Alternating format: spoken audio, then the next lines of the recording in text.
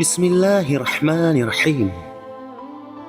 Allah membuat orang lemah menjadi kuat, sehingga orang kuat ini menjadi keheranan. Abu Husin Ad-Darraj bercerita, pada waktu itu, saya pergi haji dan ada sejumlah orang yang ikut bersamaku. Hal tersebut membuatku harus selalu tinggal bersama mereka dan sibuk mengurus mereka. Pada suatu tahun, saya sengaja pergi haji seorang diri.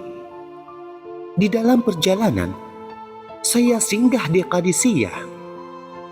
Sesampainya di sana, saya pergi ke masjid dan di dalam masjid, saya melihat seorang laki-laki di mihrab. Orang itu menderita penyakit kusta dan kondisinya sangat menggenaskan. Melihat kedatanganku, orang itu lantas menyapaku dengan mengucapkan salam dan berkata, "Wahai Abu Husin, apakah tahun ini engkau berniat pergi ke haji?" Lantas aku pun menjawab, "Iya." Lalu orang itu melanjutkan pertanyaannya, "Kalau begitu, saya ingin pergi bersamamu." Kemudian aku menjawab, "Tidak boleh." Dalam hati saya berkata, saya ini bagaikan pepatah, lepas dari mulut harimau, jatuh ke mulut buaya. Saya lari menghindar dari orang-orang sehat, tapi justru saya harus menemani penderita kusta. Kemudian, orang itu berkata, "Tolong, izinkan saya pergi bersamamu." Aku pun menjawab, "Demi Allah, saya tidak mau." "Wahai Abu Husin, Allah berbuat untuk si lemah hingga si kuat takjub keheranan," katanya menimpali kata-kataku. Lantas aku pun menjawab dengan perasaan tidak suka, "Iya, benar." Lalu saya pun beranjak pergi meninggalkan orang itu. Setelah sholat Asar, saya melanjutkan perjalanan menuju ke arah Mughisah dan sampai di sana menjelang siang pada keesokan harinya. Sesampainya di sana, tiba-tiba saya disapa dengan ucapan salam oleh seseorang. Ternyata dia adalah si penderita kusta yang saya temui di Qadisiyah. Lantas penderita itu berkata kepadaku, "Wahai Abu Husin, Allah berbuat untuk si lemah hingga si kuat takjub keheranan." Saya pun mulai bertanya-tanya tentang siapa sebenarnya orang ini. Singkat cerita, saya pun terus berjalan. Tidak terasa, ternyata saya sudah sampai ke Qara. Saya sampai di sana bersamaan dengan datangnya waktu subuh. Saya pun pergi ke masjid. Tiba-tiba, saya melihat orang itu sudah duduk di sana dan berkata kepadaku, "Wahai Abu Husin, Allah berbuat untuk si lemah hingga si kuat takjub keheranan." Saya pun langsung mendekati orang itu dan duduk bersimpuh di hadapannya seraya berkata, "Saya mohon maaf kepada Allah dan kepada engkau." Orang itu pun berkata, "Ada apa dengan dirimu?" Lantas aku pun menjawab, "Saya telah berbuat kesalahan." "Apa itu?" tanyanya. Saya pun menjawab, "Saya meninggalkanmu dan tidak membiarkanmu ikut bersamaku." Kemudian dia pun berkata, "Bukankah waktu itu engkau bersumpah tidak akan mengizinkanku ikut bersamamu? Dan saya tidak ingin membuatmu melanggar sumpah. Oleh karena itu, saya tidak pergi bersamamu. Lalu, apakah saya masih bisa melihat engkau di setiap daerah persinggahan?" kataku kepadanya. Lantas ia pun menjawab, "Iya."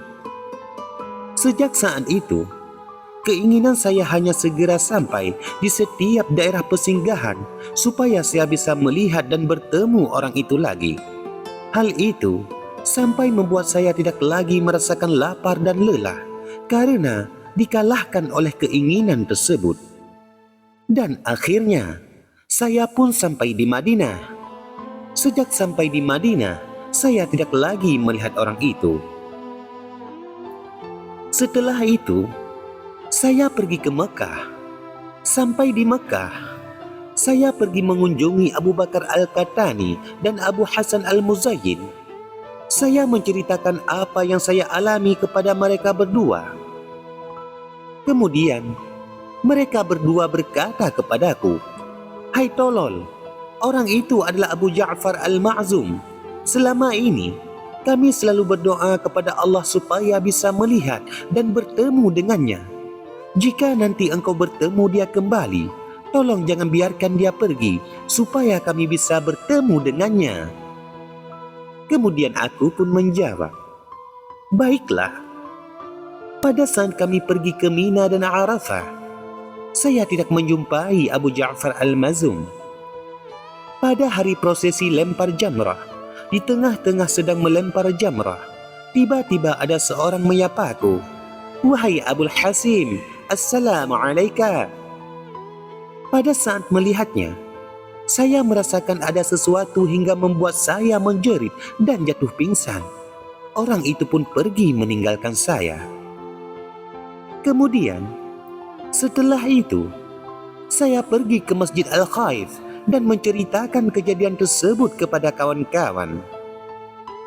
Pada saat tawaf wada', saya salat 2 rakaat di belakang makam Ibrahim. Selesai salat, saya menengadahkan kedua tangan untuk berdoa. Tiba-tiba, ada orang menarikku dari belakang dan berkata, "Abul Husain, tolong jangan berteriak." "Baiklah, saya tidak akan berteriak." "Maukah engkau berdoa untukku?" kataku kepadanya. "Silahkan, mohonlah apa yang engkau inginkan," jawabnya. Lalu, saya pun berdoa kepada Allah dengan 3 permohonan. Sementara dia mengamini doa saya itu. Setelah itu, tiba-tiba dia pergi menghilang dan saya tidak melihatnya lagi.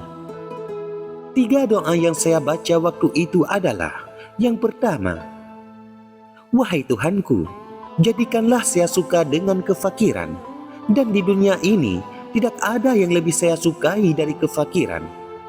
Dan doa yang kedua, "Wahai Tuhanku, janganlah engkau biarkan saya melalui malam, sementara masih ada sesuatu yang saya simpan untuk esok hari. Sejak tahun sekian dan sekian, saya tidak pernah lagi memiliki sesuatu yang masih saya simpan." Dan yang ketiga, "Wahai Tuhanku, jika memperkenankan para walimu melihat kepadamu, maka jadikanlah saya bagian dari mereka, dan saya selalu mengharapkan hal itu." Selanjutnya, kisah nasib seseorang yang durhaka kepada ibunya. Abu Hazim menceritakan, "Sore itu, saya berada di sebuah padang di kejauhan. Saya melihat ada 2 tenda dari bahan bulu. Lantas, saya berjalan mendekati 2 tenda tersebut. Kemudian, saya menghentikan hewan tunggangan saya di halaman tenda tersebut, lalu mengucapkan salam.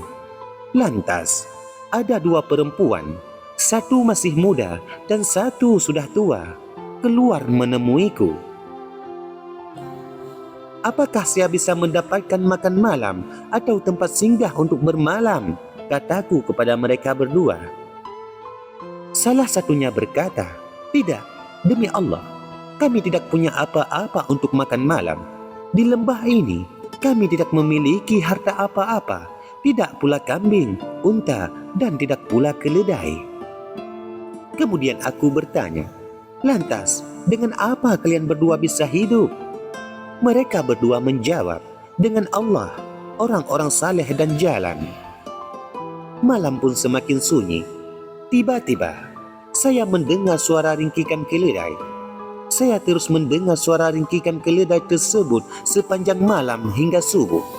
Saya pun tidak bisa tidur sepanjang malam itu. Lalu, saya pergi keluar mencari arah sumber suara ringkikan keledai tersebut. Ternyata, suara ringkikan keledai tersebut berasal dari sebuah kuburan. Di kuburan itu, saya melihat seekor keledai terkubur tanah hingga bagian atas kedua matanya. sementara telinga dan bagian atas punggungnya dan tidak tertutupi oleh tanah. Pemandangan tersebut membuat saya takut dan merinding. Lantas, saya pergi menemui kedua perempuan tersebut.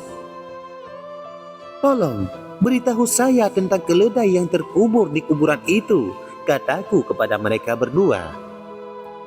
Mereka menjawab, "Kamu tidak akan rugi jika tidak menanyakan hal itu kepada kami." Aku pun mulai mendesak, "Saya mohon, engkau berdua bersedia bercerita kepadaku tentang keledai itu." Lantas, perempuan yang masih muda itu berkata, "Keledai itu, sungguh demi Allah, aslinya adalah suamiku dan putra dari ibu ini. Demi Allah, dialah suara ringkikan engkau dengar sepanjang malam tadi. Selama ini, saya tidak pernah melihat seseorang yang lebih durhaka kepada ibunya dari suamiku itu. Setiap kali ibunya ini menegurnya, dia selalu berkata, 'Pergi sana, meringkiklah seperti keledai.' Lalu ibunya ini berkata, 'Semoga Allah mengubahmu menjadi keledai.' Kemudian suamiku itu meninggal dunia. Lalu kami menguburkannya di tempat yang engkau lihat itu. Demi Allah, sungguh dialah yang telah membawa kami ke lembah ini dan menjadikan kami tinggal di sini." Kisah serupa ini juga diceritakan kepada kami dari Mujahid. Wallahu a'lam bissawab.